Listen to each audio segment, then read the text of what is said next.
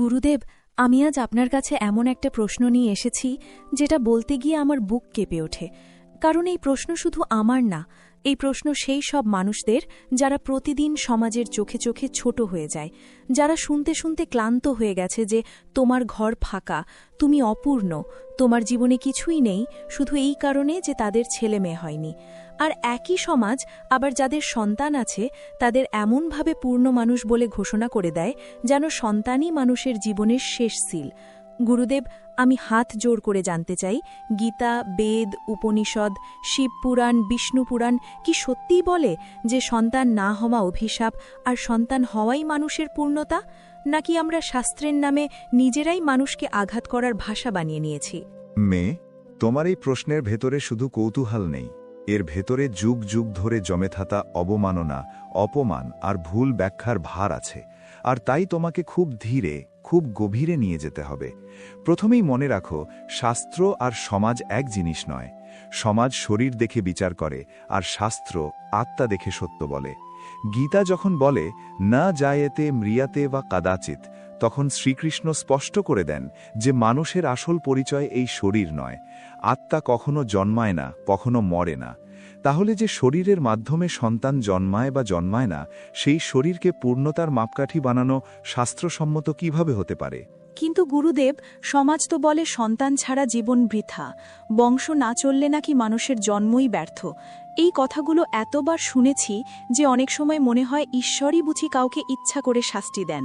এই ধারণাটা শাস্ত্রের নয়, এই ধারণাটা ভয় আর অহংকারের। বিষ্ণুপুরাণে বলা হয়েছে মানুষের জন্ম 4 পুরুষার্থ পূরণের জন্য: ধর্ম, অর্থ, কাম ও মোক্ষ। এখন গভীরভাবে বোঝো, কাম মানে ইচ্ছা। সন্তান সেই ইচ্ছার একটি রূপ হতে পারে, কিন্তু মোক্ষের পথে সন্তান কোনো শর্ত নয়। যদি সন্তানই পূর্ণতার শর্ত হতো, তাহলে বৈরাগ্য, সন্ন্যাস, ত্যাগ এই পথগুলোকে শাস্ত্র কখনো স্বীকৃতি দিত না। অথচ উপনিষদ থেকে শুরু করে গীতা পর্যন্ত ত্যাগকেই সর্বোচ্চ চেতনার পথ বলা হয়েছে। তাহলে গুরুদেব, বেদে পুত্রকামেষ্টি যজ্ঞ কেন আছে? সেটা তো সন্তান কামনার কথাই বলে। বেদ মানুষের ইচ্ছাকে অস্বীকার করে না, বেদ মানুষের মন বোঝে। তাই সে বলে, ইচ্ছা থাকলে যজ্ঞ করো, প্রার্থনা করো। কিন্তু বেদ কোথাও বলেনি যে প্রার্থনা পূরণ না হলে তুমি অভিশপ্ত। ঋগ্বেদ বলে, সত্য আর ধর্মে স্থিত থাকাই মানুষের আসল পরিচয়। সন্তান থাকা বা না থাকা সেই পরিচয়ের প্রমাণ নয়। বেদ মানুষকে কামনা করতে দেয়, কিন্তু কামনাকে মানুষের মর্যাদার মাপকাঠি বানায় না। গুরুদেব, কিন্তু বাস্তবে যাদের সন্তান হয় না তারা ভেতরে ভেতরে ভেঙে পড়ে। তারা ভাবে ঈশ্বর বুঝি তাদের ত্যাগ করেছেন। তারা নিজেরাই নিজেকে অপূর্ণ ভাবতে শুরু করে। এই ভাঙনটা ঈশ্বরের দেওয়া নয় মেয়ে, এই ভাঙনটা সমাজের চাপের ফল। উপনিষদ বলে আত্মা অভিজ্ঞতার মধ্য দিয়ে পরিণত হয়। কেউ সন্তানের মাধ্যমে মায়া, দায়িত্ব আর আসক্তির অভিজ্ঞতা পায়, আবার কেউ সন্তান না পেয়ে বৈরাগ্য, সেবা আর আত্ম অনুসন্ধানের পথে এগিয়ে যায়। দুটো পথেই ঈশ্বরেরই দেওয়া, কিন্তু মানুষ একটাকে আশীর্বাদ আর আরেকটাকে অভিশাপ বানিয়ে ফেলেছে। তাহলে গুরুদেব, পূর্বজন্মের পাপের কথা যেটা সবাই বলে, কর্মফলকে শুধু শাস্তি হিসেবে দেখাই সবচেয়ে বড় অজ্ঞানতা। কর্মফল মানে অভিজ্ঞতার বন্টন। শিবপুরাণে শিব বলেন, সব আত্মাকে সব অভিজ্ঞতা দেওয়া হয় না, কারণ প্রত্যেক আত্মার যাত্রাপথ আলাদা।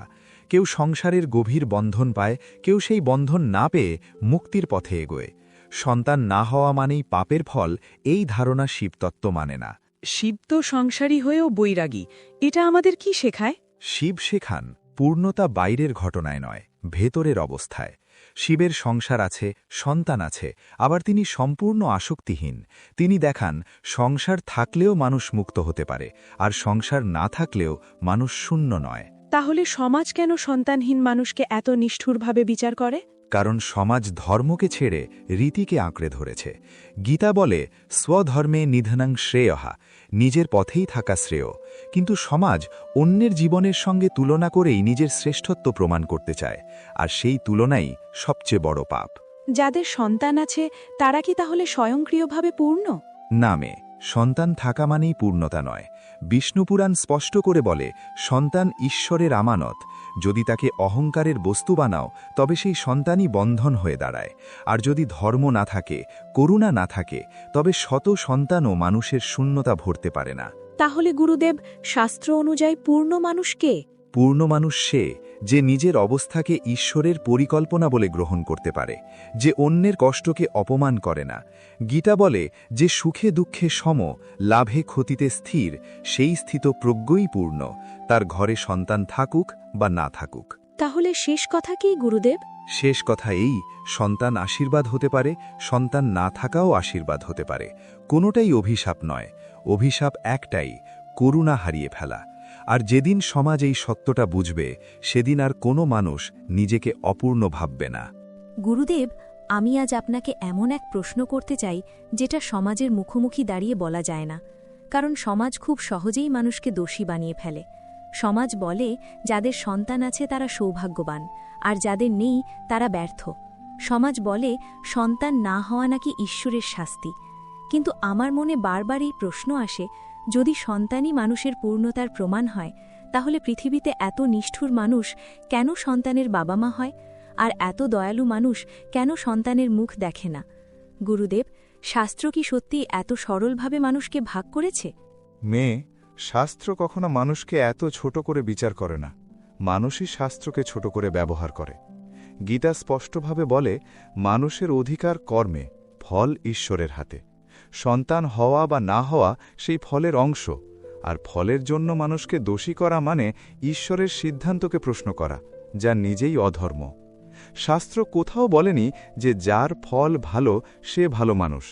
শাস্ত্র বলেছে যে যার চেতনা শুদ্ধ সে পূর্ণ মানুষ। কিন্তু গুরুদেব, সমাজ তো বলে সন্তানই ভবিষ্যতের ভরসা। সন্তান না থাকলে মানুষ নাকি একা হয়ে যায়। এই ধারণা বাস্তবতার থেকে বেশি ভয়ের জন্ম। শিবপুরাণে শিব বলেন, যিনি সত্যে স্থিত তিনি কখনো একা নন। সন্তান থাকা সত্ত্বেও মানুষ নিঃসঙ্গ হতে পারে। আবার সন্তান ছাড়াও মানুষ সমাজ সেবা ও সাধনায় সম্পূর্ণ জীবন কাটাতে পারে। ভরসা কখনো মানুষ হয় না, ভরসা হয় ধর্ম, কর্ম আর চেতনা। গুরুদেব, নারীদের সবচেয়ে বেশি আঘাত করা হয় এই বিষয়। বলা হয় তারা নারী হয়েও ব্যর্থ, কারণ তারা মা হতে পারেনি। এই কথা বলা মানেই শাস্ত্রকে অপমান করা। কারণ উপনিষদ বলে নারী শুধু শরীর নয়, নারী শক্তি, চেতনা, সৃষ্টি। মা হওয়া তার একটি রূপ মাত্র, একমাত্র পরিচয় নয়।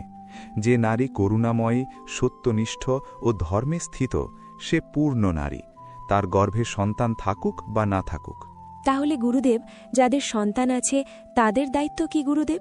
তাদের দায়িত্ব অনেক বেশি, কারণ বিষ্ণু পুরাণ বলে সন্তান ঈশ্বরের আমানত। যদি তাকে অহংকার, হিংসা ও অধর্ম শেখানো হয়, তবে সেই সন্তানই পিতামাতার সবচেয়ে বড় কর্মবন্ধন হয়ে দাঁড়ায়। সন্তান থাকা গর্বের বিষয় নয়, সন্তান মানুষ করা সাধনার বিষয়। আর যাদের সন্তান নেই তাদের ভূমিকা কি গুরুদেব? শাস্ত্র বলে সব আত্মাকে সব পথ দেওয়া হয় না। উপনিষদ বলে প্রত্যেক আত্মার জন্য আলাদা পাঠ নির্ধারিত।